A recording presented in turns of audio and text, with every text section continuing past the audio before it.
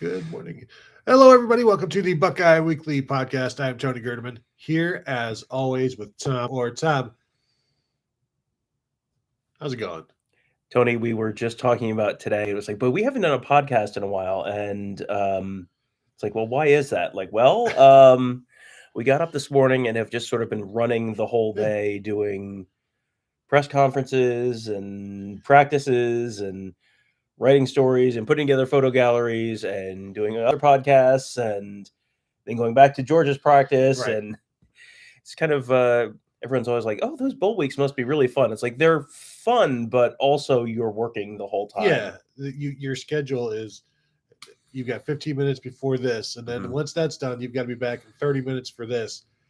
I don't want to say it's like the military, but no, it's a regimented schedule, and you can do something.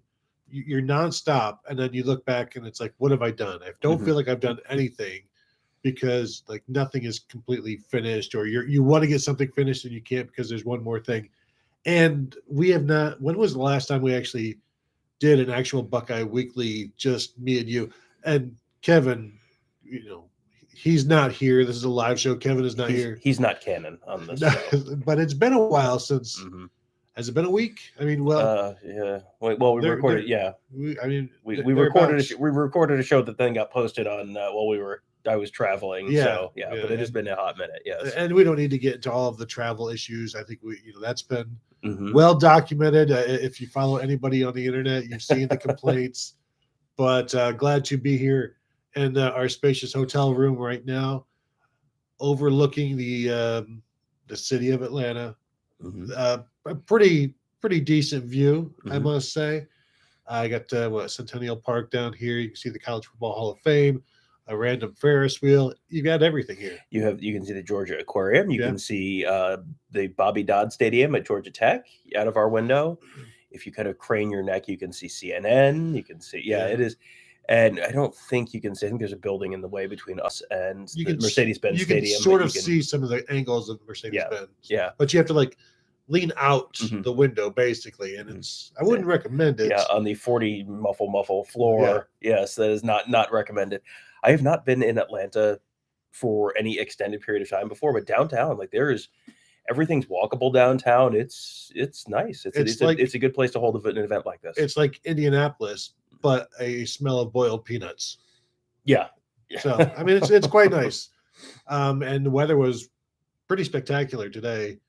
Like almost 60 degrees, sunny. Not that we were ever outside for anything. Yeah. Because we're just going from place to place. But by all means, ask questions. We have nothing prepared. I don't. For one of these shows? Wow. There's a first time for everything. But we have, gosh, what have we done? We've talked to the Ohio State offense, meaning 5 players and Kevin Wilson. We've talked to the defense, 5 players and Jim Knowles, and the same situation with Georgia and those guys. So we can give you all sorts of stuff like that. I do want to get clarification from RK. What was up with the camera rumor? Can you give me some more specifics? I don't think I've heard a camera rumor. I saw somebody mention that, and this is one of those things on Twitter, I think. So then it's true. Yes. Thank you for your question. That Ohio State found a hidden camera in practice, and I don't know. Like I said, this is not any report. I'm just relaying what I saw on Twitter. And if that's what we base this show on, we're not going to be around very long. I saw Elon, what he said the other day. If we could talk about that, just random stuff we see on Twitter, it's not healthy. No, thank you. The hidden camera at practice, I haven't heard that. I haven't heard anything substantive about that. No. That's one of those things that as soon as I heard they were practicing, that was the first thing my mind went to is, boy, how are you going to secure a facility that big? I posted on Twitter when we were over there for practice. They have, stuff in there, and you're not allowed. No one who's working there is allowed to be anywhere in sight of the field at any point during the day today. No cameras, no video cameras, no anything.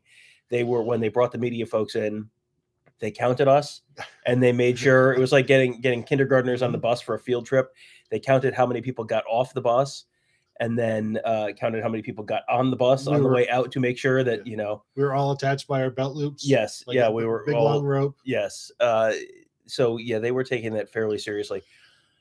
But this is one of those things that there's a long history of people spying on other people. There was my favorite story of this genre is in the 1970s, Barry Switzer, the coach of Oklahoma at that point, and we have a super chat from Jordan Kapler that we'll get to in a second. But Barry Switzer, the coach of Oklahoma, had a guy who was in what is now Darrell K. Royal Stadium and was not at the time, because Darrell K. Royal, I think, was still coaching Texas at this point, but in Texas's stadium, and was painting the stadium as Texas is practicing in the stadium during the week leading up to the Oklahoma game, and was like feeding the information back to Barry Switzer. And the Longhorns had, now I'm doing this all off the top of my head, and the Longhorns had, I think, a fake punt or something like that they had been working on, and just for this game, and they'd never shown it before. And they get on the field, and the Oklahoma players are calling out, "Here's the fake punt." And so at that point, Texas caught on. Barry Switzer, of course, had no idea about any of this, and I'm not sure where you get off suggesting that he does. And then I think years later may have admitted, like, yeah, well, listen, I may have had some knowledge of this. What kind of person accesses practice footage and film and stuff like that they shouldn't have? I mean, it's unscrupulous to do something like that, to spy in that sense. Can you think of a more recent example than Barry Switzer using technology? Anyway, Jordan Kapler super chat says, Tony, can you elaborate on the hidden camera that Tom placed? Well, no, for legal reasons. Again, we're not going to get into that, but thank you for that super chat. And Tom, like, there is a grate right there, and there is a red light. I don't know what that means. Is that good? That means it's recording. That's good. Yeah. So that's fine. That means it's working properly. Yes. I've seen some mention of Mayian Williams. The word is that he's ill, so it's sounding more and more like that is accurate. Now, whether that means he's going to play or not, like, illness, I don't ever think that's really going to hold somebody out. It feels like you kind of ramp up, you get the liquids in them. They've got all of these different doctors, and if it's flu or whatever, they get the fluids and the medicines and whatever they need, and somehow, some way, they're able to get through it and play through it. So I feel better about Mayian Williams playing now than I did earlier today. Yeah, but you still, like, if the energy's not there, how much can you do? And that's something maybe you find out during the game, and we'll see. Yeah, when we were at practice, the running backs in order were Dallin Hayden, Chip Trainum, Caden Saunders. And Caden Saunders has not played at all, I don't think. Caden Saunders not really played at all this year, so you really have two running backs if you don't have Mayian Williams. But, just to sort of spell this out, like, he wasn't there for interviews on yesterday. And so at that point, your antenna go up, okay, so is he hurt? And they don't want us to see that. And because, there had been the rumor out there that he was hurt, and we could never get that confirmed. But it was like, well, if we don't see him, then that will certainly point to the fact that, so then he wasn't there. But then the fact that he wasn't at practice when other guys who were hurt were at practice, like Cam Babb was at practice, not dressed in pads.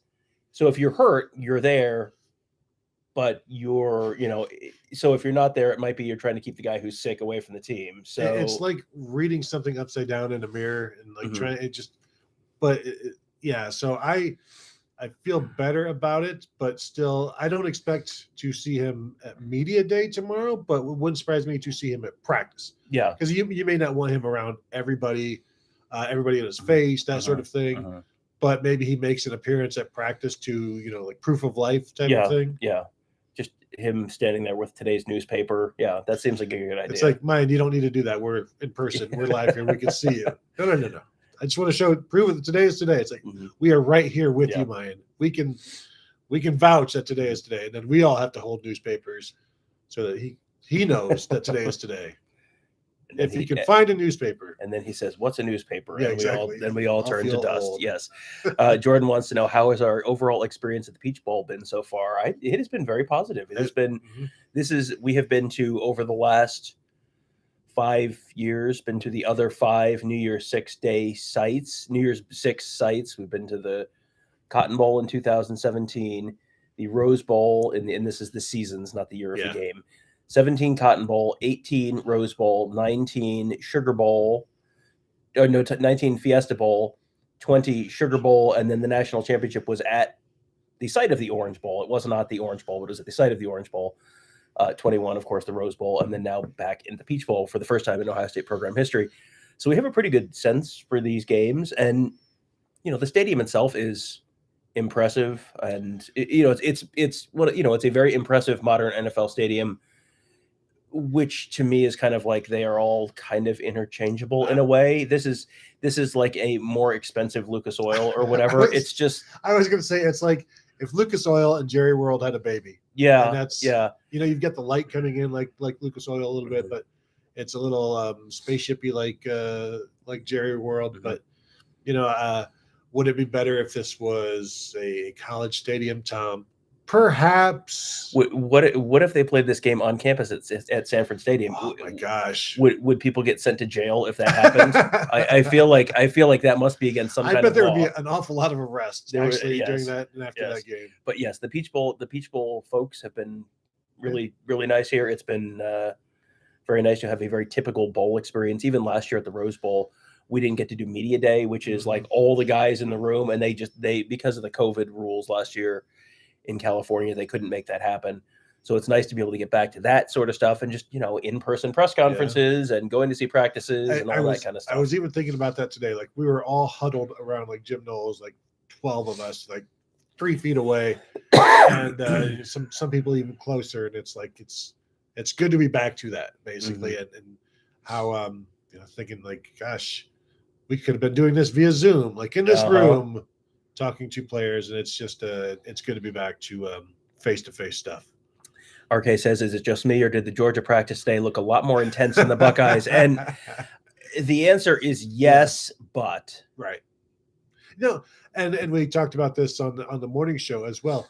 It definitely did, but also it was just the first 15 minutes, and that's a warm-up. And so I don't think you can do that for an hour and a half, and I think you kind of, I don't know if somebody told you this, but it's not their typical. Yeah, it was the Georgia folks on the bus, because it was, the Ohio State practice was about 90% Ohio State people. The Georgia practice was about 75% Georgia people. We were the heroes that went to both. No big deal. It's fine. We don't need another medal. It's fine. Right. Us and one other member of the OSU beat. We will not mention his name. But not a hero. It was. It sounded like this was something that they did just to kind of break out of the, the bowl prep routine.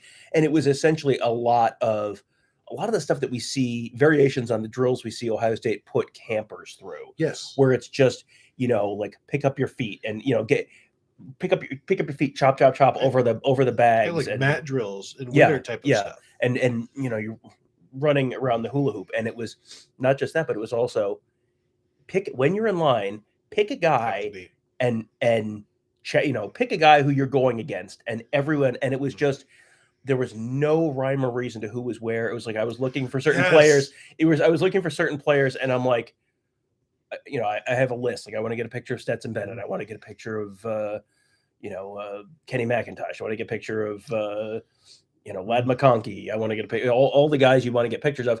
It was like, where are the quarterbacks? It's like, well, there's one there on the 50, and then there's another one in the end zone there, and there's another one on this side of the field on the 20. Like, what? Why? It was chaos. It was, And, defenses are in what? Red white. jersey. Defenses in white. And then offense and it's like they're all just mixed. Yeah. It's like these are the linebackers, these are the running backs. Yeah. It was a complete mess. Anarchy, did not care for it. Yeah, it was really impressive. It was like, wow, this is a really intense. Yeah. And we like that's that was the main takeaway coming away from that one. And but yeah, it's just one 15-minute stretch. And like I said, it was out of the ordinary. I thought it was pretty neat though. All right. So next one, Quays Fresh says, I guess I get my wish. It's going to be the Chip Trainham show Saturday. Maybe, I think we're not writing off the Mayian Williams thing yet. Well, this is also trying to parse all of the little stuff that we get or receive. Like you mentioned, we talk to Chip rather than Dallin Hayden. Mhm. So Chip replaced Mayian Williams in the interviews. So that then leads you to think Chip Trainum is the guy we talked to, but Dallin Hayden was running first with the running backs today. So it's like, well, and so I don't know what is more important, what happens on the practice field or what happens in the interview room. I don't know that I know that answer for sure, but I think if Mayan can't go, if they don't give the ball at least some, like a 60-40 split to Dallin Hayden, like are you trying to lose him to the portal? Yeah, he brings a different thing than Chip Trainum does. Like those are two different running backs, and they can bring you two different things, and that's you probably need both of those things to a certain degree. And if he's not working, like if they're trying it and it's not working, that's fine. Yeah, but try. Yeah, if he has 6 carries for 9 yards, like okay, that's fine. We tried. RK says, how was Matt Jones moving today? He had his right ankle real heavily wrapped, but he was going through. We just saw individual drills, so again, we were not watching good on good, tackle to the ground or anything like that. But when he was in there with the ones. I was right next to where they were doing a drill. Justin Fry had the right tackle and the right guard working together on a combo block, and they were just working on a combo block drill, and he was moving just fine. He seemed I didn't see any issues. I didn't either, and I was talking with somebody else on the beat, and they were like, he didn't seem to be moving well, and I only saw him do one thing, and I think it's just a matter of when you see him, what you saw, and where you were. But from what I saw, I was like, okay, he looks like he's starting. Mm-hmm. So. Yeah, that was there. When the first time I saw the offensive line, I saw Enoch Vermahi working with the ones, and I thought, where's Matt Jones? And I couldn't find Matt Jones, and then I found Matt Jones, and then he was working with the ones, so I think it was fine. Matt Smith says he was at the Georgia Aquarium on Monday and saw Ryan Day going to his hotel. Everything is in this one little spot downtown. I went up for a walk last night just to go walk over the stadium and go see Centennial Park and all that kind of stuff. And as I was walking back, I was like, oh, hey, there's Cody Simon coming back from picking up food or something like that. So yeah, you do. It's interesting in these bowl cities. Someone my wife went to high school with or something, had a picture on Facebook of her kid with Travion Henderson. It was just, if you're staying in one of these hotels down here or just walking around, you will bump into Ohio State players. I guess better here than Bourbon Street. New Orleans. Hey, I got this picture with this guy. It's like, better warn the people first. RK says, has anyone asked Coach Day about only scoring 3 points in the second half against Michigan? Seems like everyone was talking only about the 5 big plays. And I saw below people were saying, why do people keep talking about the Michigan game? The reason that's a conversation this week is because this is the first time we got to talk to Jim Knowles since the end of the Michigan game. So this is, if you want to get the Michigan conversation out of the way, you make all these guys available for interviews on December 6th instead of December 29th. Somebody asked Jim Knowles, are you tired of talking about Michigan? And he's like, I haven't been talking about Michigan. It's the players that have been talking about it. This is my first time talking to anybody. Yeah. So, he's like, it is what it is. But the players are ready to move on from Michigan. That is for sure. But there were, I saw plenty of questions and heard plenty of questions talking about the lack of offense against Michigan in the second half. But I'm to this point now where I've kind of started tuning out the Michigan stuff because I'm sick of it. It's like I'm covering the team. It's like there's another game to talk about, and I feel like we've moved on. Editorially, I've moved on from the Michigan game because I've written about it, we've talked about it, and so it's time to. There will be time for Michigan after this game, win or lose.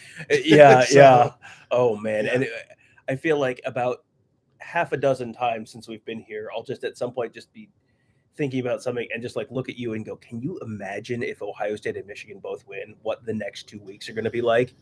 I am really struggling to wrap my brain around that because I said, that's the biggest game in Ohio State program history. And someone else from one of the other outlets said it's the biggest game in college football history. And it was like, that sounds ridiculous and hyperbolic, but also it's like, I don't really have a good counter argument. So maybe. But hey, we got to talk about the game that they're playing before the Michigan game. Is So that just right? settle down, Tony. Just settle down. Gladiator for Freedom says this game is going to be epic. Hope the Buckeyes can play the underdog with that hate in them. It does feel like this is, this has the opportunity to be an epic game. And we were talking last night with one of the Georgia writers. And if you want to feel better about Ohio State's chances, talk to one of the Georgia writers. Yeah, you should have been with us last night. But the interesting thing, and it's something that we also do when we're like rewatching Ohio State, you're looking at the flaws, and then you rewatch Michigan, you're looking at the flaws, and you talk about the flaws. The Georgia writers who have followed this team all season long and for years can tell you all about Georgia's flaws, and it can be about their lack of explosion at receiver, lack of production at that position. Just the sometimes Stetson is good, sometimes he's bad. There are many different ways where you talk to these guys and you're like, get Ryan Day on the phone, have him talk to some Georgia writers. Yeah. But it's been interesting. You get another perspective, which is what I always also like about these big games, and you're around enough people long enough to get different perspectives from the other side, the other beat writers, and it gives you just a better feel for things, or perhaps a skewed, hateful view of things. Well, I think it's natural that when you are covering one team, you see everything that team does, including the bad. And when you're watching other teams, until you really dig into it, it's we watched 5 Georgia games or 6 Georgia games, so we've sort of started to get some of that sense. The only teams we watch like that during the season are Ohio State and Michigan, and so you have a better sense for warts and all what these teams are. If you are kind of coming in blind, you just see the highlights, you see the shiny record, and you go, well, look, they're putting up 45 points a game. 45 points a game. So yeah, that is it should be a very interesting game. And you mentioned Georgia not having a particularly explosive passing offense. One of the guys who was not practicing today when we were at Georgia practice was Ladd McConkey, who's probably their best wide receiver. Yep. And they've got other guys who are capable wide receivers, but maybe somewhat inconsistent wide receivers. And you look at the stats, and guys have been banged up this year, and you look at the stats and it's like, boy, you should be doing a lot more than you're doing. And it never kind of has come together for certain guys. So yeah, there is certainly reason for Ohio State fans to feel optimistic. Yeah. And one of the reasons for the lack of numbers from the rest of the receivers is because they run 12 personnel so much. So, they don't have 3 receivers out there. They have 2 at a time, and sometimes only 1 when they go 13. But with Ladd McConkey, by far the leading wide receiver, he's like 1 or 2 catches behind Brock Bowers and about 100 yards behind Brock Bowers, their tight end. But if they don't have him, then you're relying on guys who are talented, but as you said, inconsistent. I would think it would be if Jaden Ballard had to be a starter, or if all you had was like Julian Fleming, that type where they play, but are they the guy? They're not the most reliable guy. They're not who you throw to. It's not who CJ Stroud is throwing to on 3rd and 11. Yeah, and it's like 3rd option, 4th option type thing is what they're going to, and maybe that just means more Brock Bowers, more Darnell Washington, more Kenny McIntosh, the running back. And that's what I like about Georgia's offense is they spread it around, but they spread it around because the receivers aren't as good as they should be, which is another reason why they've just gone to the portal for 2 more guys from the SEC, this week, because apparently Georgia can't recruit skill guys. Who knew? Ferris says 2022 Georgia is nothing like 2021 Georgia. They're not as dominant on defense. They're not, it is not probably as good a team as it was last year. But I think I don't think the top 4 teams this year match up all that well with the top 4 teams from a couple of years ago. It feels like, it's maybe last year, it's kind of comparable, but 2019, I would probably put any of Clemson, Ohio State, LSU from 2019 as the favorite to win this year's playoff.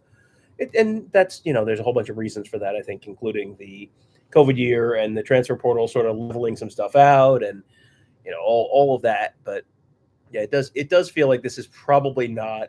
I don't think Georgia is an unbeatable juggernaut, but it's still a pretty darn good football team. Yeah, and it was very informative to go back and watch 5 games for Georgia this year and start to see some of these cracks. Because one game, it's like, well, that may have just been a misplay, or that may have been, this or that.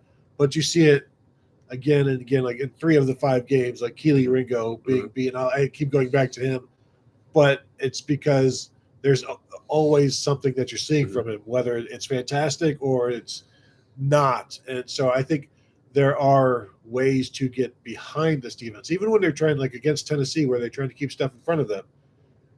Tennessee was able to still get behind them, weren't able to connect. Yeah.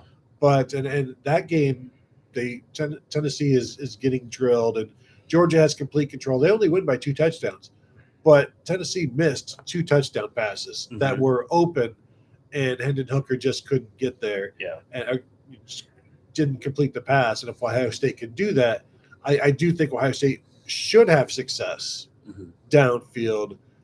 Will it be enough? Does Ohio State need to run the ball for 100 yards in this one?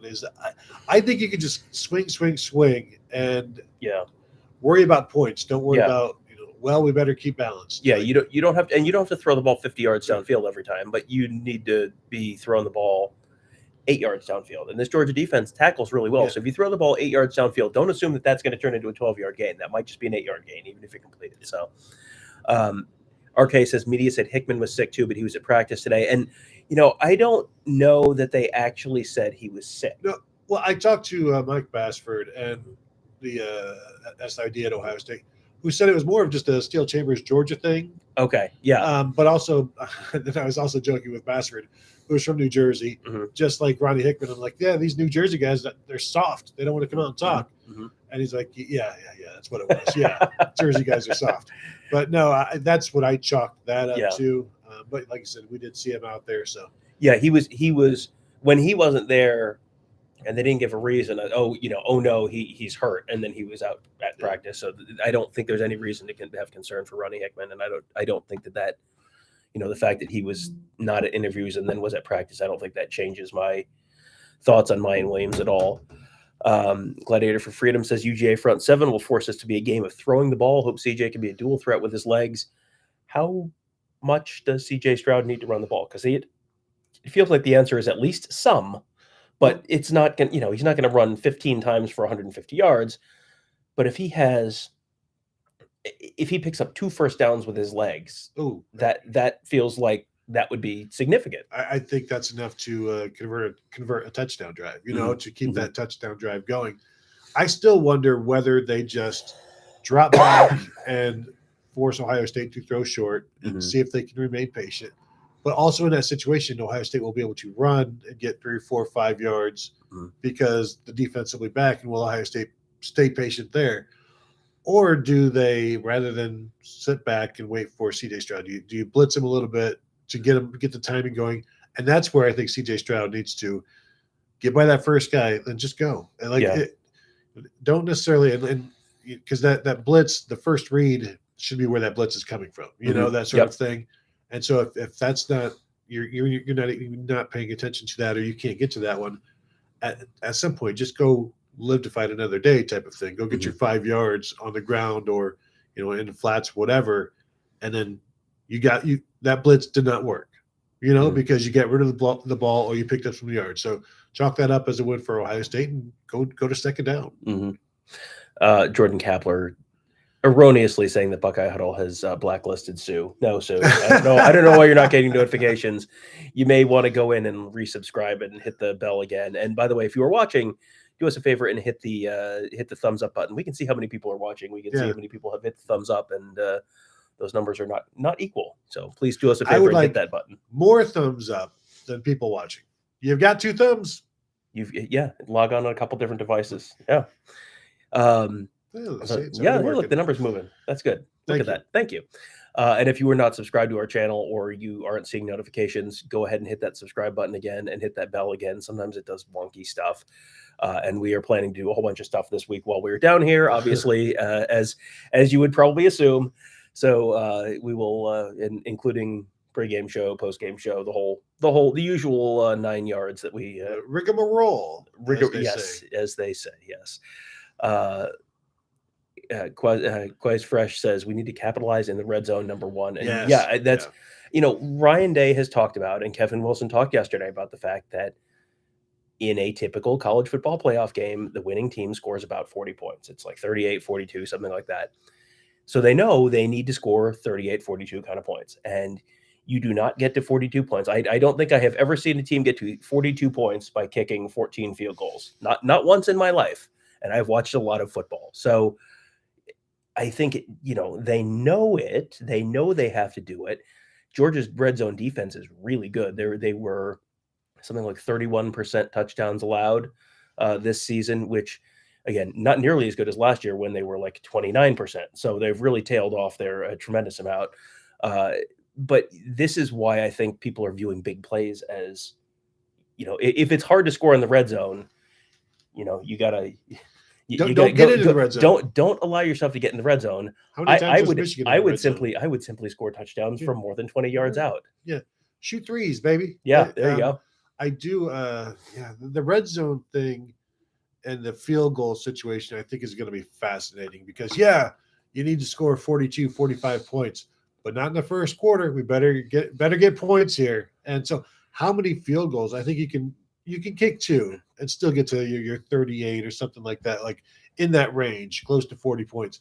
But once you've kicked 3 and that's 3 drives, how many other scoring drives are you going to have? Like, can you have 7 scoring drives? I don't think so. I don't even think you can kick 2 field goals and win this game because how many? I mean, this is the Ryan Day game. I said this during the Michigan game. Ryan Day wins look all sorts of different ways. Ryan Day losses all look exactly the same, and they start out and they're looking great on offense and they're moving the ball up and down the field and they're not converting it into touchdowns and they're kicking field goals. And think back to the 2019 Fiesta Bowl against Clemson. They were completely dominating that game, but it kicked 3 field goals, showed up 16-6 or whatever it was. And then Clemson scores a long touchdown right before the half. And all of a sudden it's 16-14. And where did the lead it was go? like, well, you dominated the half and you have a 2-point lead to show for it. And, they did the same thing against Michigan where it felt like they were right on the verge of blowing Michigan out of the stadium and they couldn't put 7s on the board. They're kicking field goals. They couldn't convert.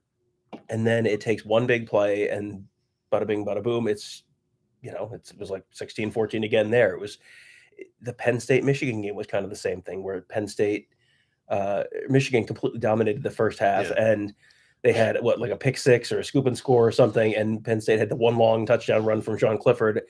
And it was like Penn State had like 12 seconds of good action during the game, but those 12 seconds turned into 14 points. And that one I think was also 16-14 at half. And you can't kick field goals. You have to. I would rather see Ryan Day go for it and fail in the red zone than kick field goals because it's just you're not going to win this game with field goals. And he has said that he knows that. This to me, until I see otherwise, this is a scorpion and the frog thing where it's, why did you kick field goals? Because it is my nature. Well, and in real time, it's going to be very difficult in a close game to think, you know what, I need 7 instead of 3, even though 3 may tie it or give me a lead or get me within 1 score. It is so against a coach's nature to give up that free 3 points. But if you're talking about needing 38 or 42 or whatever, I ask how many field goals can you kick and still score enough times? How many scoring drives will you have? If you have 6, how many of those can be field goals? And maybe that's how you if you want to use your analytics and stuff like that, it's like we cannot kick more than 2 field goals. So when do you want to use that field goal? If you use it right away, you're done. It's like a challenge flag. Like you've now lost this challenge. You're out of challenges. You're out of field goal attempts. You've got to go for touchdowns now or punt from the 34. Get out. I've never hated you more, and that is a really high bar. It's a tremendous bar. Anthony Christoforis, sorry. Which is the best New Year's Six stadium that you guys have ever been to? To me, I can do my 24-minute rant on the Rose Bowl, but it's the Rose Bowl. You should go to the Rose Bowl whenever your team is playing in the Rose Bowl, or maybe when someone else's team is playing in the Rose Bowl. All the NFL stadiums are like, yeah, they're fine. Like some of them are nicer and shinier, and the TVs are bigger or higher definition or whatever, but they're all kind of the same. The new stadiums are all the same. Yeah, there's nothing super different about them. You expect, this one has these restaurants, this one has these kinds of high top chairs.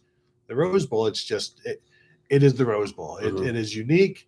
It is historic. It is college football, and every other stadium, none of these are like the epitome of college football. It's just where college football chooses to play some big games.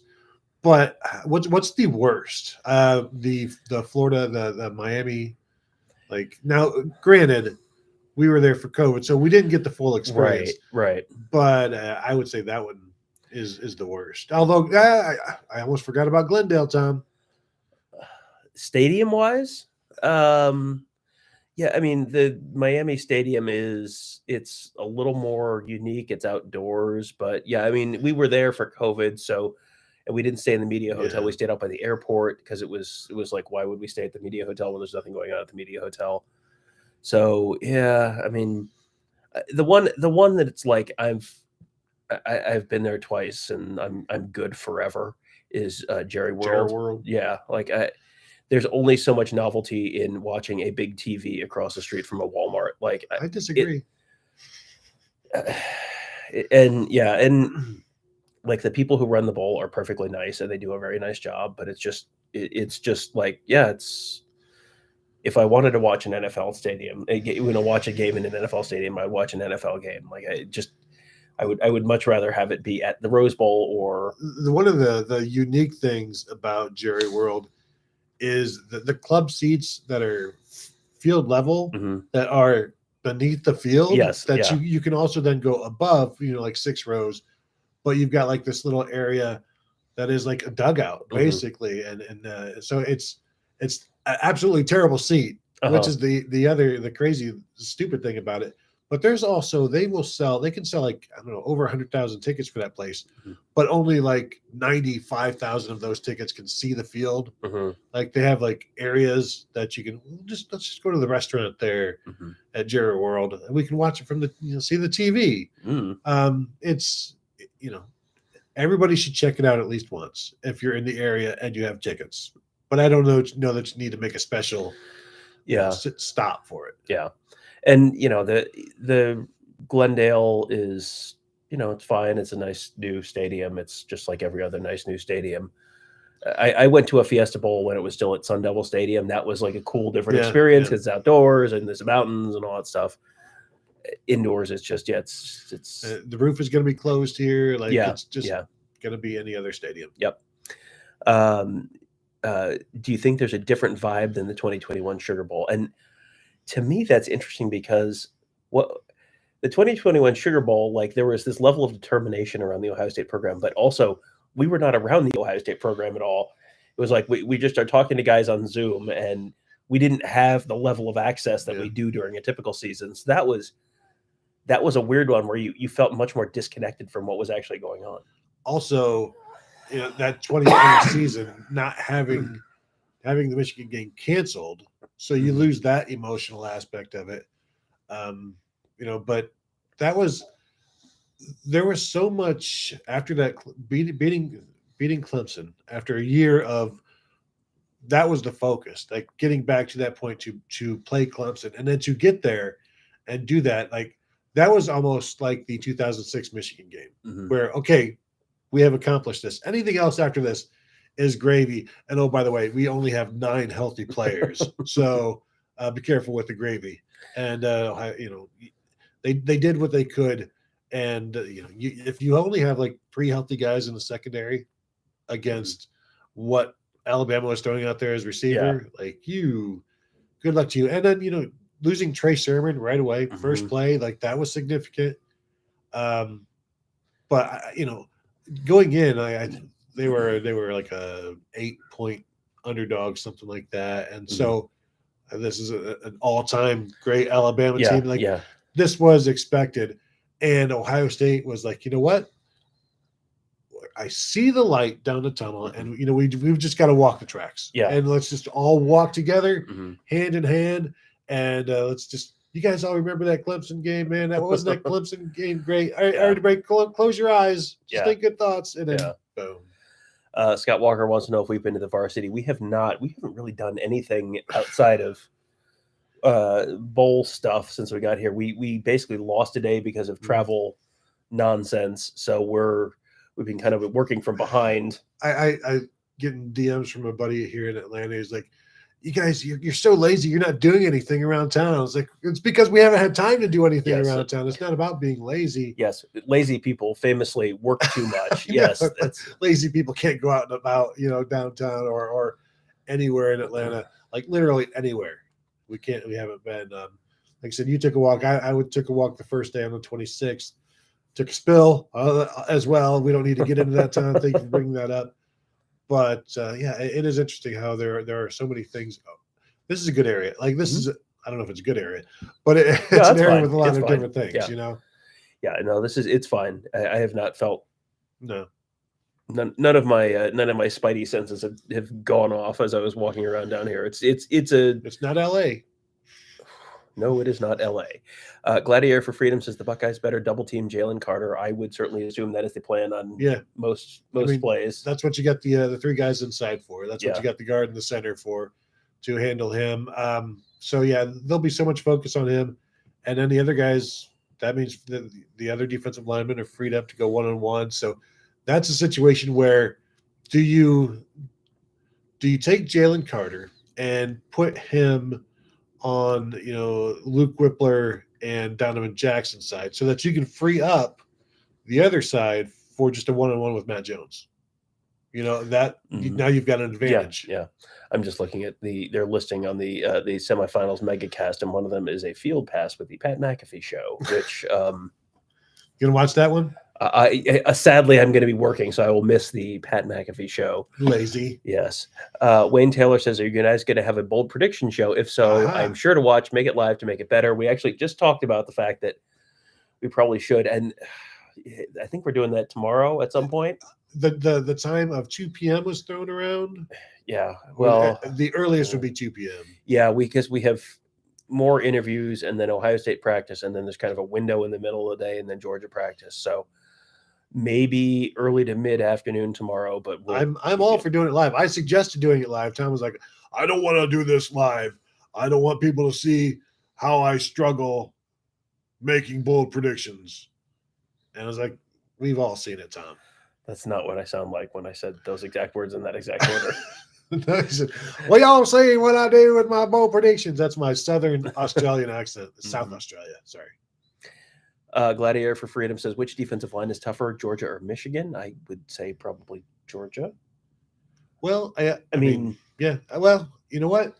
I think don't undersell Michigan there, because what Michigan also has attitude. Like they've got a lot of confidence. Not that Georgia doesn't, but when you start with Carter there, it's obviously that sets the tone. But they've just got so many guys, and Georgia probably has 3 times as many guys that can play on the defensive line as Michigan does, and Georgia plays a 3-4. So it's like they still have a bunch of depth, and they're obviously. I think you have to be more physical in with an SEC schedule than you do a Big Ten schedule.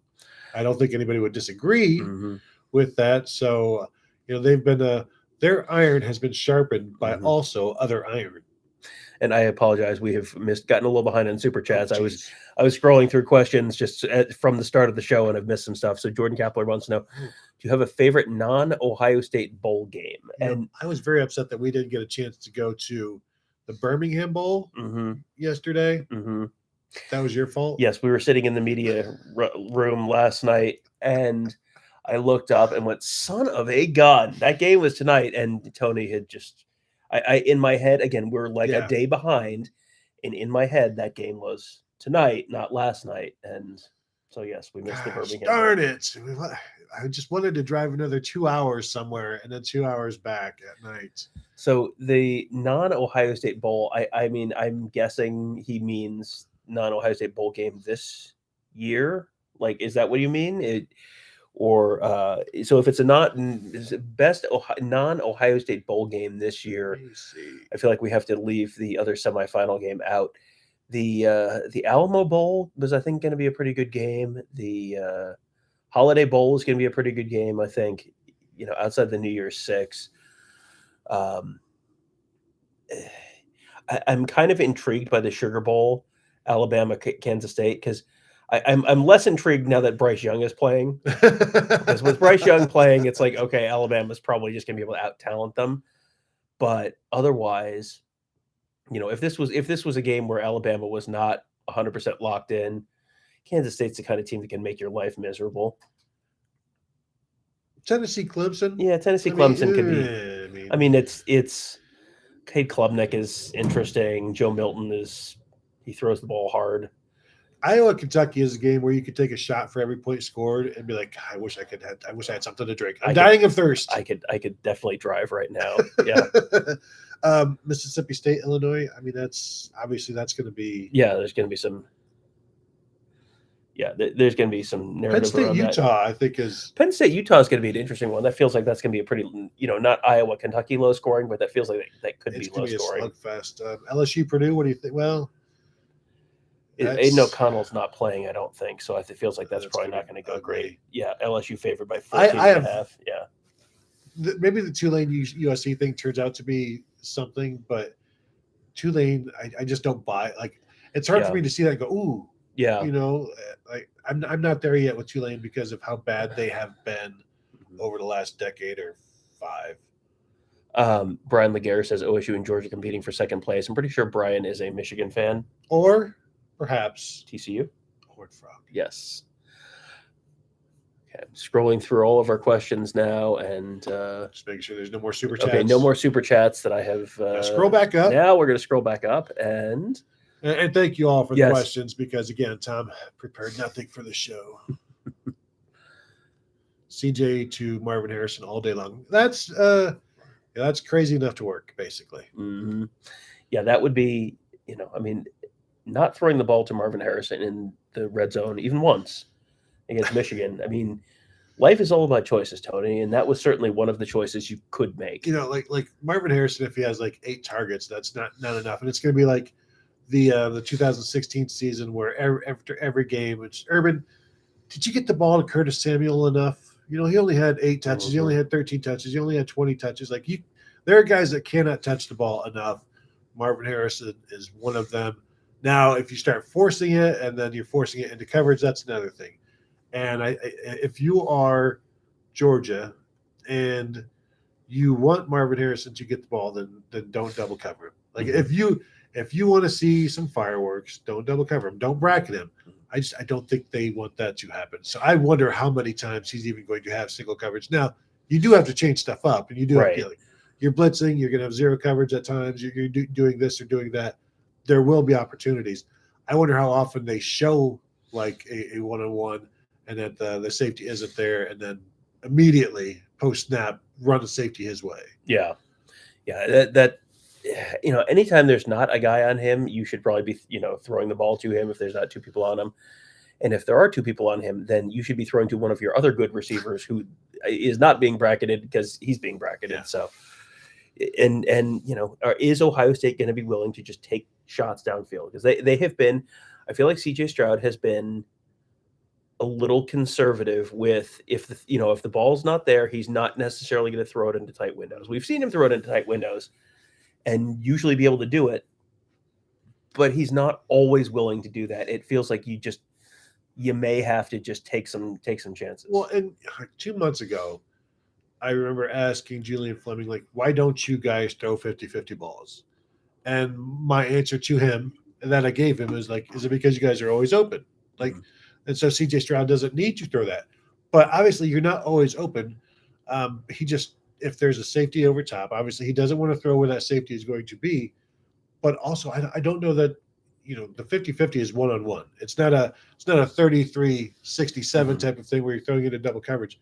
I don't know that he really likes throwing those. And you've got guys that can go up and get it. And I think you need to take as many shots downfield as you can. Georgia's not obviously going to try to allow that, but they were trying not to allow it against Tennessee. Right. They've tried not to allow it against LSU. And they were still throwing deep and still connecting. Yeah. And I think Ryan Day probably has to go in. And, Jim Knowles has been very consistent about this, where it's, if there's problems on the defense, if the defense gives up points, if the defense gives up big plays, it's because it's his fault, because his job is to get them ready to play, and he didn't have them ready to play, and he didn't have them prepared enough. It feels like Ryan Day almost has to go to CJ Stroud and say, if you throw the ball downfield, any interceptions you throw are on me and not on you. And that is, I am telling you, it is my fault if you throw an interception down the field.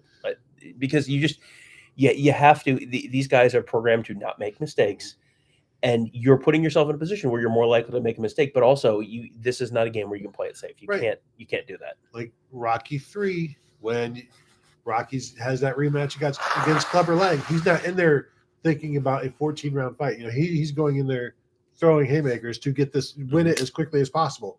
And so you've got to do some of that. It also reminds me of when Day is trying to convince Justin Fields it's okay to throw the ball out of bounds. Like, it's okay to throw it away. Yeah. And it's like, those are victory plays when you finally convince the quarterback it's okay to do this.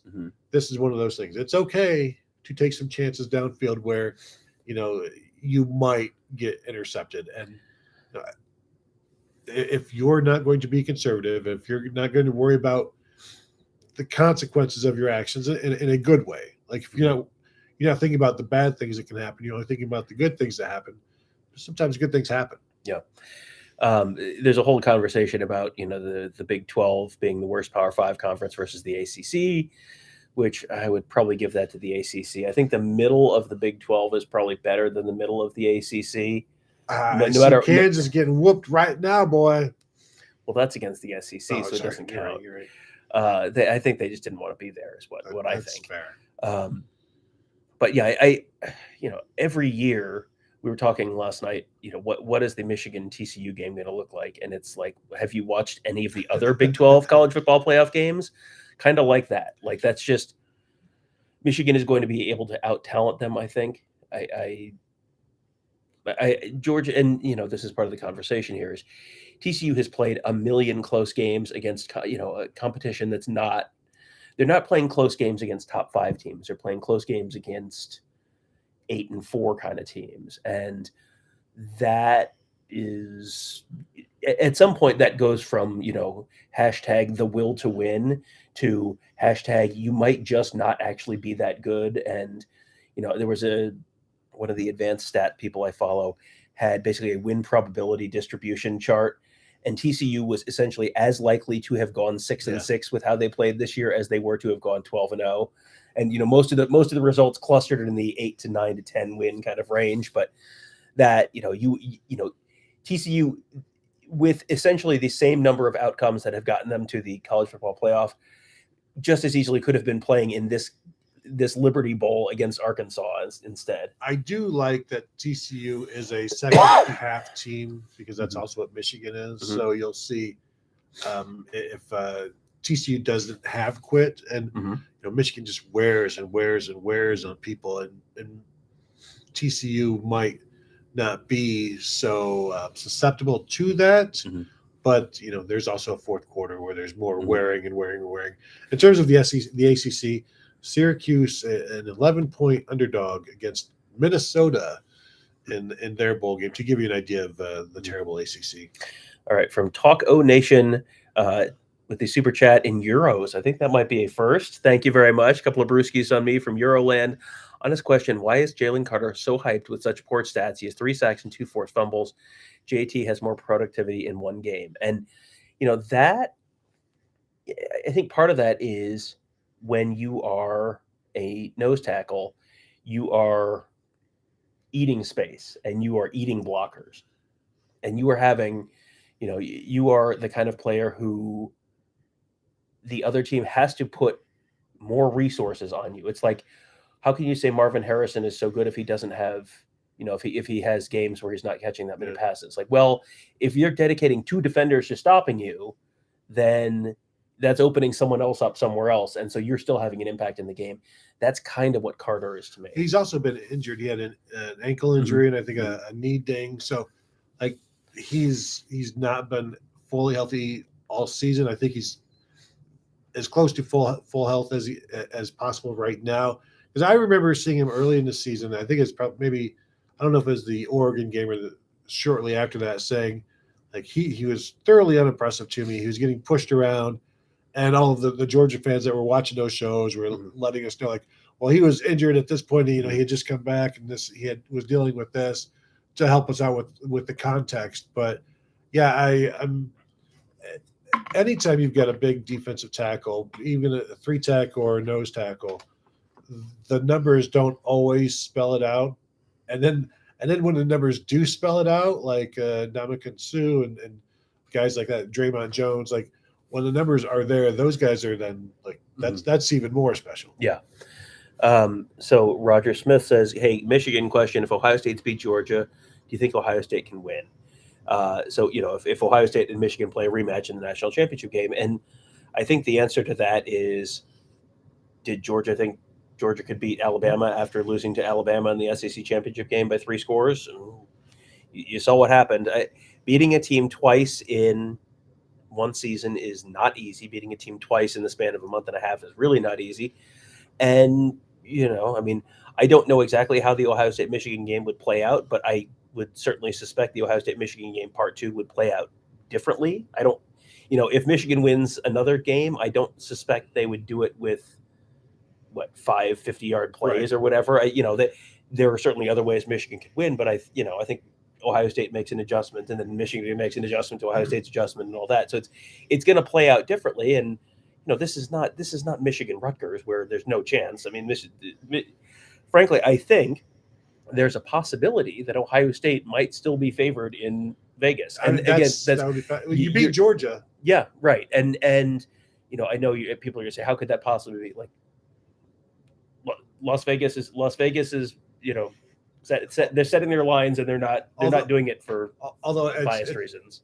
Yeah, they're trying to make the most money, and they think more money would come in on Ohio State. Although if you ask Buckeye fans, it's like, no, I would never bet on Ohio State to beat Michigan right now for for this year. But that idea of Ohio State versus Michigan, I've tweeted and we've talked about how that game comes down to those 5 plays, and Michigan fans are in my mentions.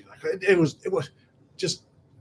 wasn't just 5 plays. It's like, but those 5 plays decided the game. And Jim Knowles again today, like, reiterated, like somebody said, so do you think it just came down to those 5 plays? He's like, yeah.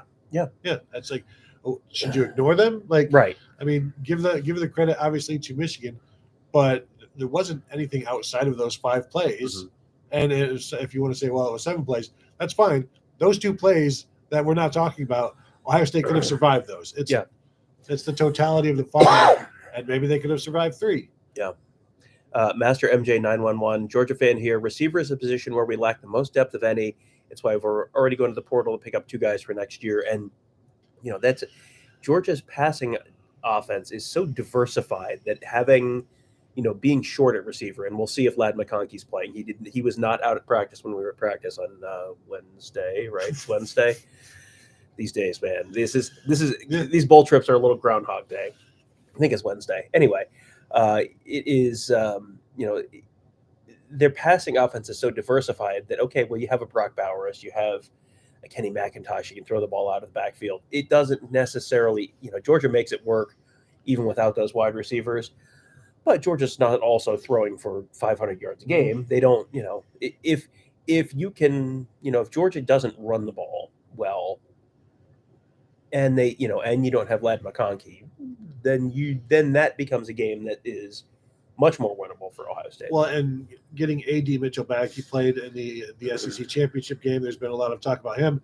We had interesting conversations last night about A.D. Mitchell with somebody from the Georgia beat contingent about his inconsistency and also why, maybe don't be too concerned about him if he's going to be like the guy. But also, it's a guy who produced quite a bit as a true freshman last year, over 400 yards receiving. So certainly not somebody to take lightly. But it's just interesting to get the warts and stuff on different players. Yeah, and if you are joining us late, we talked to one of the Georgia writers who's been a Georgia writer for a long time, who was just kind of like going down the list of like why, we were saying, there's a lot of reason to think that Georgia is, justifiably a favorite in this game, and it was just oh boy, let me tell you about my ex-wife. It was that kind of like, well, you like a great guy. Boy, this Georgia team, they're crazy. They get that look in their eye. Ooh boy.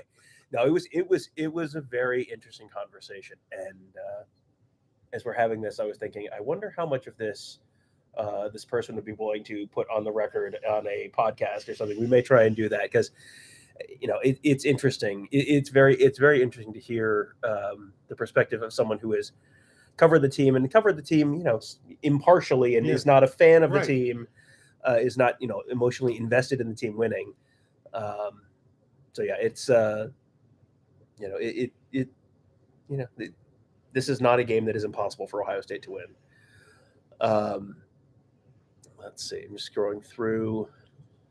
Yeah, Troy V says Tennessee missed like 5 or 6 deep passes, which would have been touchdowns. It was maybe not, maybe at least not 5 2, or 6, maybe 3. Definitely 2. And you don't generally see CJ Stroud miss open guys downfield.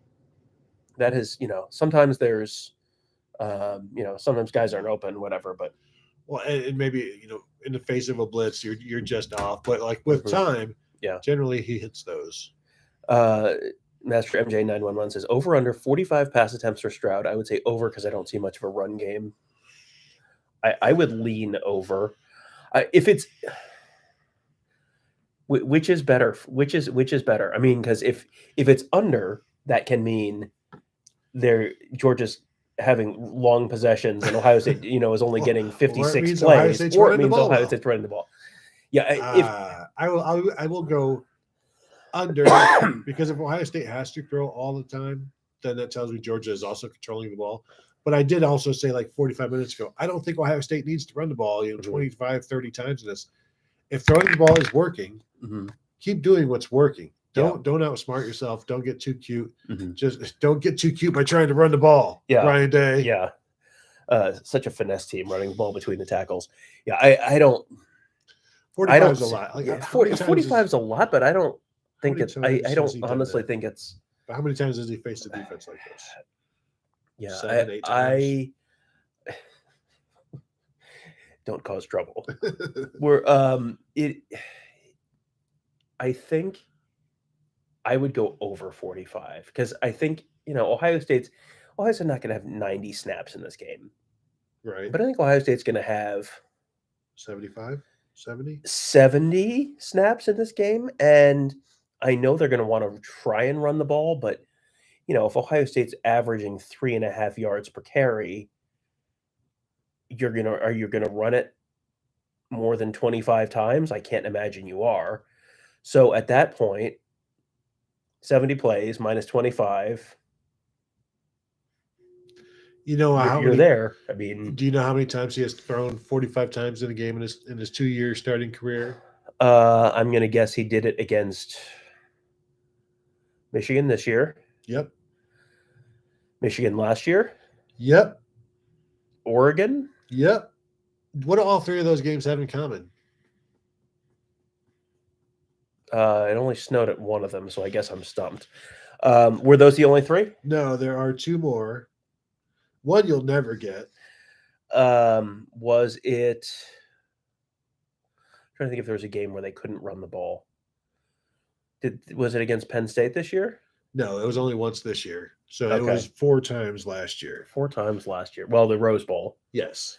And it was 54 pass attempts. It ties his career high, which he also did against Oregon. 54 pass attempts led to a whopping 26 points. Oh, was it Nebraska? It was Nebraska. Oh, yeah. Random 54 pass attempt day for 405 yards with just 2 touchdowns, 2 picks. You know, when you're having an off day, Yeah. you're throwing a career high 2 interceptions. What should you do? Two interceptions, but also a bunch of field goals in the red zone. Lots of field goals in the red zone. Easy time. Enough with the field goals in the red zone. Just stop it. I'm going over 45. All right. Okay. I will go under. And I will boldly predict that he goes over 45. Under. Now, 45. I guess I don't know. Is that the first? Is that the one we give to each other? The bold prediction that we hand off to each other? I say under, but Tom, you are the hater of the group. But he also, again, 50 passes may be a winning formula, and you know, there's. I'm looking forward to finding out if that is actually correct. Odysseus 2002 says, "Is Tony enjoying the ketchup down there?" Tony, I brought you a present for my long journey from the city of Houston to the city of Atlanta. Tony, what did I bring you? Spicy ketchup from Whataburger. And you know, I'm trying to decide, like, when do I use this? And do I wait till I get home so I can scoop it out and like put it in a container that I can break out? Because if I use it now, it's single use. It is, yeah. So do I take it home? Do I keep it there and like for I don't even know what I would use it on. Perhaps Rally's fries. Like I have to go make a special trip to a place not near me for the best fry, or perhaps a steak from Waffle House while I'm down here. I'd pour it over ice cream is what I would do, but that's just me. It has been a while since I've had the Whataburger spicy ketchup, so I just hope I don't lose it. It's like I lost it somewhere in my suitcase, and then eventually you find it when it's like, you know, all down some pants or something. Sue says, "Did you know the only CFB analysts that have picked Ohio State to win are Danny Cannell, Brady Quinn, and Joey Galloway?" That's the whole list.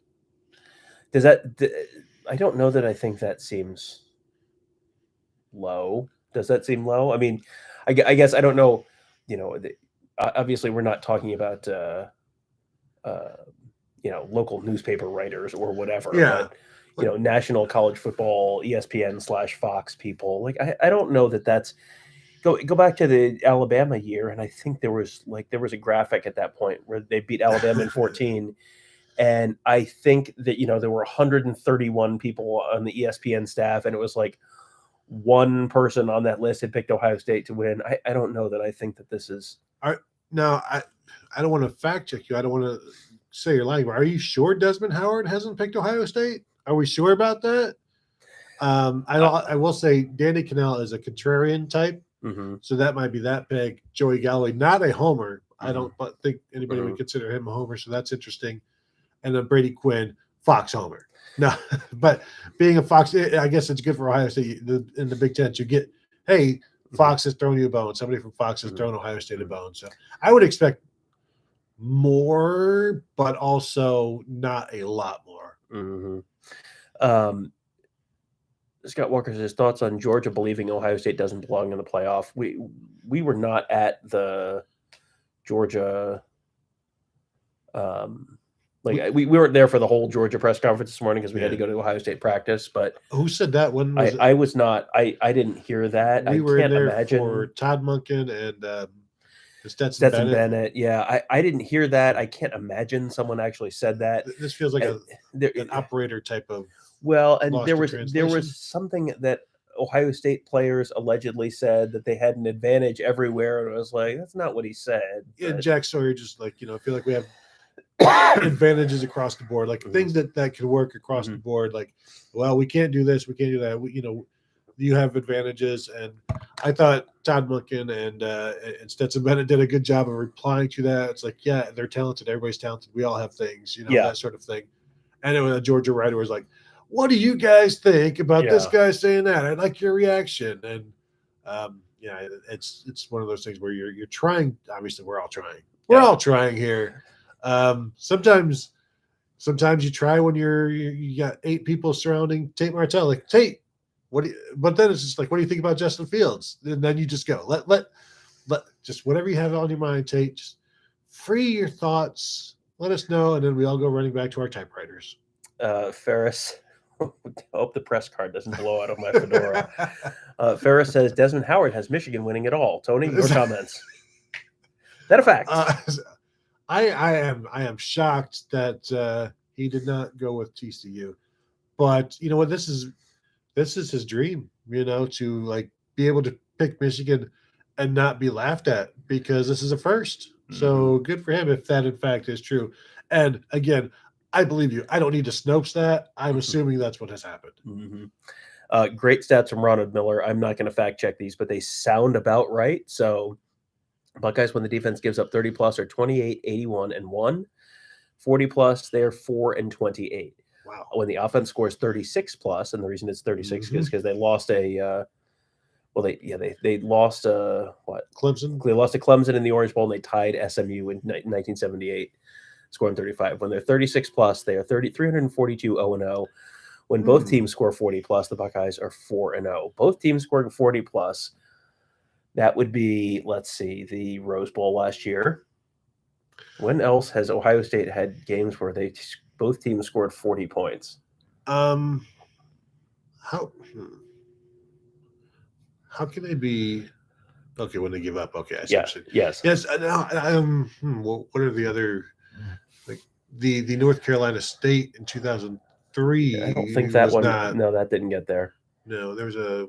All right, we'll think through this. And Ferris says, Tom, will OSU even attempt a running strategy? They will. They're not going to completely abandon it. They're not going to, this is not going to be a Mike Leach air raid thing. Oh man, a Mike Leach homage where they just don't run the ball at all. Like, oh man, that would be tremendous. But yeah, no, they're going to try and run the ball, but they're going to, I think they know that they are not going to win the game by running the ball. And if they do win the game by running the ball, like, oh boy, that would be, if Ohio State runs the ball for 150 yards, that would be like a wow. They probably had a great day. And if they run it for 200 yards, it's, people's heads are exploding Scanners style. I really don't think that's going to happen. But yeah, they're going to try to run the ball. And I think, I think you're going to see 20, 25 carries. I just don't think you're going to see 40 carries. Right. Unless it's working. And I don't think we expect it to work to that extent. They will run the ball, attempt to run the ball, because when they don't, then you take a Georgia pass rush that isn't dynamic per se and make it more dynamic by just abandoning the run. And it's like, well, now we know they're going to throw the ball. So now we know it, don't have to worry about the run. And so you always want them to have to be concerned about the run in some sense, just to slow them down for the pass rush. James P. wants to know, Midtown or near the Bends? We are at the Weston Peachtree, which is, if you were looking at the Atlanta skyline, it just looks like a big cylinder. Yes. It's like the world's biggest, shiniest. I'm waving out the window right now. It's the world's biggest, shiniest, like magic marker shaped thing. But very, very nice hotel. The Buckeyes are staying at the Omni, and Georgia's staying at an even better place. Yeah. So, but it's all right down here. It's all. I mean, we could walk to the Buckeyes hotel in 5 minutes or 10 minutes or something like that. It's all very, very close around here. Let's see.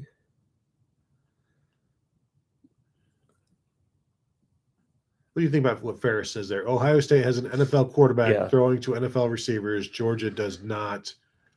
I mean, that's true, but I guess it shows you that it's more than just quarterbacks to receivers. Right. And if Stroud doesn't have the time that he would like, or is put off center with some blitzes, then you're not always an NFL quarterback when you're getting blitzed. You become a college quarterback really, really quickly. Yeah. And, I'll be interested to see the battle in the trenches, because Georgia's defensive line is good, but not what it was last year. Ohio State's offensive line has been good this year, but not dominant. And Georgia may be playing without their starting right tackle. We did not see him at practice today. He's been banged up. He got hurt, I think, in the LSU game. But yeah, he's been out and was not out there when we were there today. It's possible he came out later, but if you're missing a starting tackle, that's potentially a significant thing. So RK wants to know, have you seen anyone selling tickets? You really don't see that anymore, almost, unless outside of like walking to the game. Right, sometimes there will be someone there, but tickets, got tickets, that sort of thing. Everyone just does everything online right now, so that's kind of not a thing really anymore. Although I did buy 6 tickets for $40. to this game? Yes. Wow. Gonna trade them for some magic beans. That's a good deal. Good luck with the beans.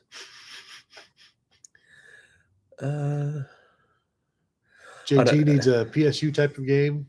That would be a Oh, significant thing. yeah. Like, hey, sure, if you want to intercept a couple of passes, take one back, force a fumble. That the turnovers, we haven't talked about the turnovers, but watching Georgia this year, the amount of very simple turnovers that Georgia would just give to people, you wouldn't even need to force them. Yeah, just exchange, just fumbles on exchanges. Land on those balls yeah. and take some of those possessions away. And not just take possessions away, extra possessions. Yeah. Then, Tom, now you can start kicking some field goals. You get some extra possessions going. You force some turnovers. That's 3 points. That's 3 points. You force 3 turnovers. That's 9 points. Boom. That's the Tennessee lesson. That was definitely the lesson I took from Tennessee, where they forced a fumble, kicked a field goal on the opening possession. It was like, I see how this is going. I see how this is going to go. And it did. RK says, on a positive note, Tommy Eichenberg said he probably won't have to play with a cast on. That would be good for Tommy Eichenberg. Tommy Eichenberg was also part of my favorite exchange today. Tommy Eichenberg, if you are not familiar, when he I think treats interview sessions with all the enthusiasm that, like, when you see your dental cleaning is coming up on your phone and you're like, oh good, I get to go do that. That's Tommy Eichenberg doing interviews. And he did a Zoom interview earlier in the week, and then was then doing these interviews at the podium today. And after a certain point, a Georgia reporter, after Tommy's opinions on things had been, made clear through his actions during the interviews, the Georgia reporter said, quote, "Tommy, any future in speaking arrangements? You seem like you enjoy these types of media engagements." And then the parentheses in the transcript says, "Laughs." Tommy Eichenberg says, "No, period. I don't think so, period." That was my favorite exchange today. Today, and maybe of all time. Well, no, I can't say maybe of all time, because there was it was Jordan Battle, who a reporter asked him. Jordan Battle, the former Alabama safety, a reporter asked him, does Coach Saban have any sayings? Like motivational sayings. Do you remember this? I remember and something about it. It was. I'm not going to say exactly what it was, but treat yourself to just searching. Just search Jordan Battle, Nick Saban, D's, and you'll find it. And that is the greatest press conference moment of all time. But one of my favorites is still Maurice Claret. I don't know what the context was. I assume it's something like having heroes on your walls, that sort of thing. Maybe he wants to be one of those heroes on the wall. And somebody asked him, what'd you have on your wall? And Maurice said, paint.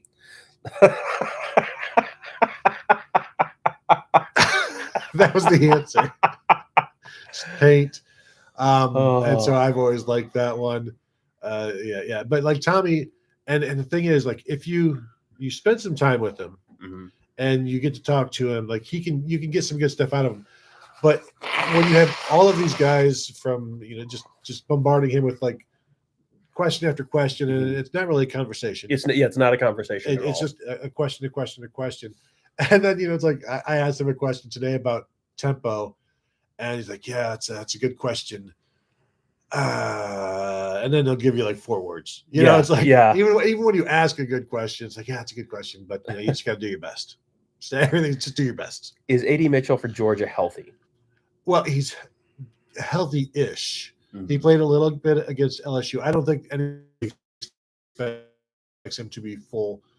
And so I wouldn't, but again, what do they need from him? 85%. Like, if Lad McConkey can't go, like, they're different receivers, but somebody's got to step in, and they have guys, obviously, that a handful of guys who are still looking to emerge and do something. But Mitchell, if he's the healthiest guy, I don't think that's a great sign. Then, of course, I'm saying that he's going to go for like 12 and 160, but not my fault. Yeah, never is. Scott W. says, what would be the bigger story, OSU Michigan rematch or 2021 Michigan Georgia revenge? And I don't know that I don't understand how this is a question, because one is a kind of very like, oh, these teams played earlier, and so it's like the Clemson Ohio State Sugar Bowl. It's like, oh, that's a big story if you are an Ohio State person, and like Michigan Georgia revenge is a big story if you're a Michigan person. Yeah, that's it. Yeah. Ohio State versus Michigan playing for the national championship is. We said this earlier. Like I said, the biggest game in Ohio State history, and someone last night down in the media room said biggest game in college football history, and it was like I was all ready to jump in and kind of like, oh, come on, recency bias, and it was like, well, it's the biggest, highest rated game on TV every year. It's the greatest rivalry in all of sports, as rated by ESPN, the biggest game Sports Century. Either of those two schools. The biggest game of either of those two schools. Incredibly high stakes. Michigan playing for the outright for national championship for the first time since 1948. Ohio State playing for the national championship, but also trying to reverse a 2-game. I mean, like, and then you start thinking about it, and you're like, oh Lord, this would be the biggest game in college football history. Bigger than Louisville Rutgers 2006, in my opinion. I need a camera to point to. I need a spider cam to point to. Your spy cam. Yeah. Nice throwback. Crazy Boy says, I hope Kirby is all gas, no brakes. I don't know that. I think whether Georgia needs to be all gas, no brakes is very dependent on whether Ohio State is all gas, no brakes, and also how effective Ohio State is at being all gas, no brakes. Because I feel like if Georgia is conservative, then that would allow Ryan Day to be conservative. Mm-hmm. And is Georgia's best chance of winning, but their best hope of winning, like, is it better for Georgia if Ohio State is conservative? Mm-hmm. And then Georgia just waits till the fourth quarter to turn it on, because it worked for Michigan, that sort of thing. Yeah. Because I think if you're forcing Ohio State to just come out swinging, mm-hmm. and this is a Georgia team that can give up some home runs, mm-hmm. maybe that's not the best option. Maybe Georgia should kick more field goals, I guess is what I'm saying. Mm-hmm.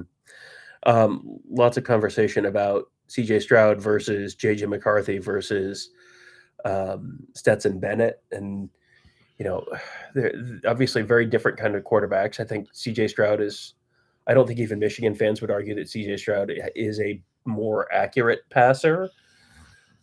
But, JJ McCarthy feels like he's almost kind of the, he's like Stetson Bennett plus in some ways. Like Stetson Bennett is just, he does it kind of with like guile and just kind of like squeezing every bit of ability out of himself that he possibly can.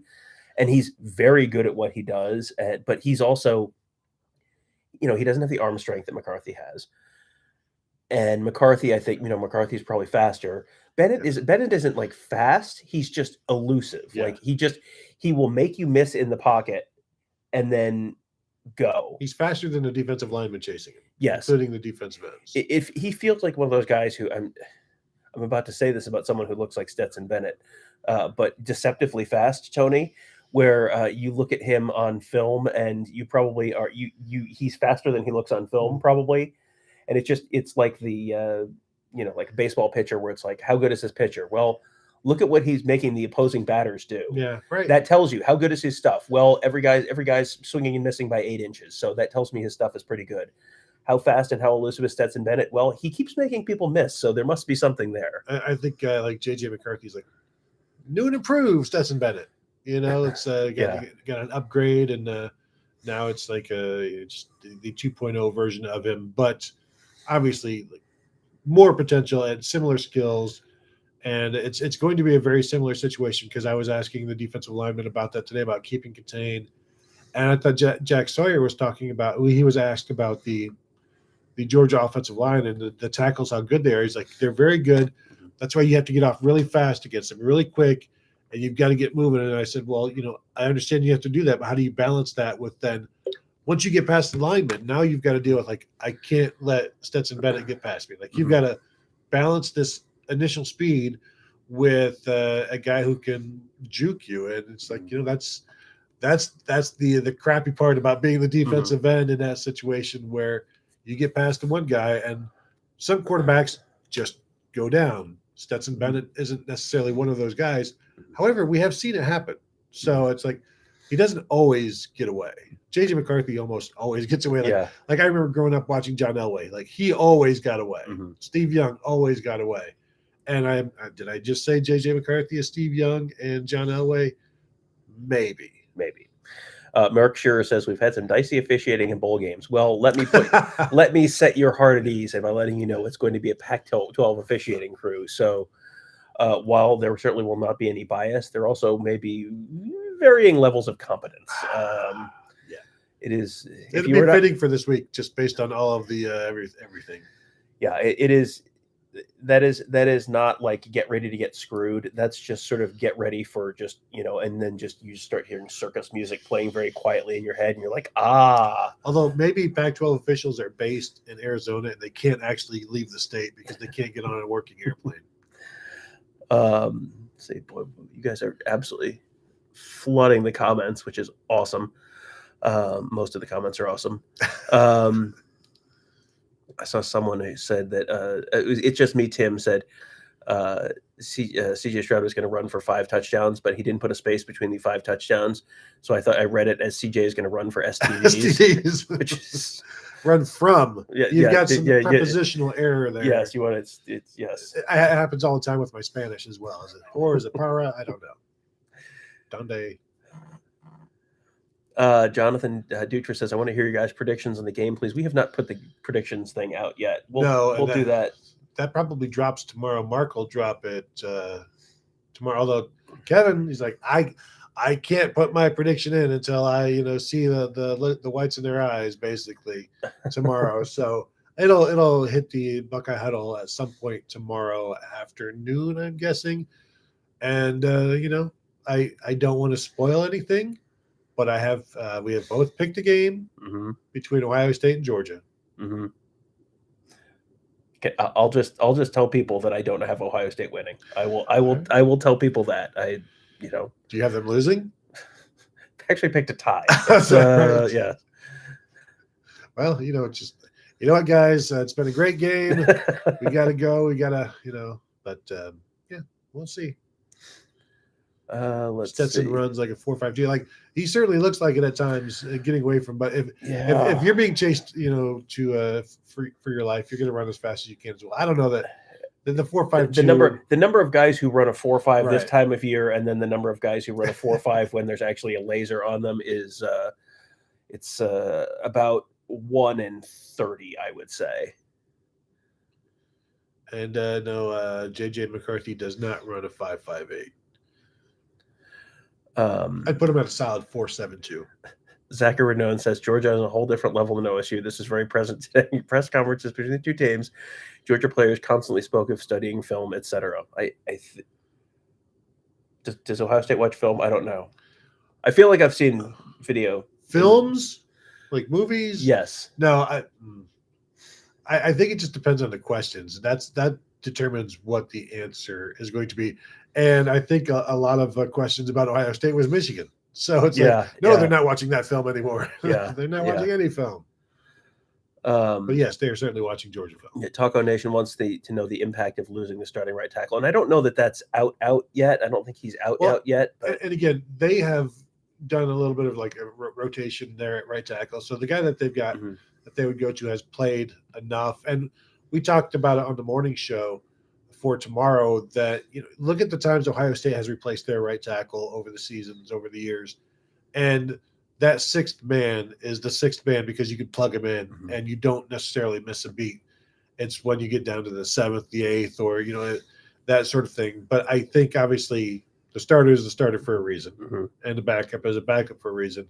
So you have to like some opportunities to make some plays there. But I don't think it's, this weakest link type of thing. Now the offensive line is broken. All right, I think we have pretty much gone through all of the questions. Sue doesn't want my pick now. Now you tell me. Now you tell me, Sue. See, Sue, this you got to be careful with Tom. Sometimes, you ask, and he gives, and you're like, you know what? I don't want this anymore. No, in retrospect, Tom makes you smoke the whole pack. You want picks? I'll give you game picks. I'll give you. Yeah. So is that it? I think we're good. This was awesome. Want to thank everybody for all the questions. And again, I'm gonna say it right now. We're gonna try to do our live bold prediction show sometime tomorrow afternoon. Does that mean it's going to happen? The bold prediction show has to happen tomorrow. Yes. Yeah. The people have clamored as Kansas is within 8, and they're jumping around like they just recovered an onside kick. Oh, this is Oh boy. All right, now. Oh There boy. goes the 10 yards. That is terrible. Wow.